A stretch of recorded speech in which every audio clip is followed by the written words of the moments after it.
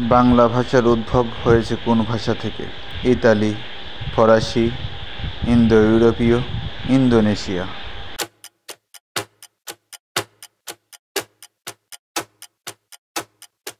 সঠিক উত্তর হলো ইন্দো ইউরোপীয়।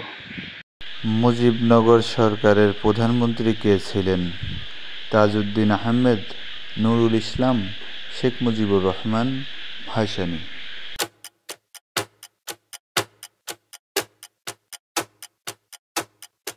সঠিক উত্তর হলো তাজউদ্দিন আহমেদ। মুক্তিযুদ্ধের সময় বাংলাদেশ কয়টি সেক্টরে বিভক্ত ছিল? 15টি, 22টি, 11টি, 18টি।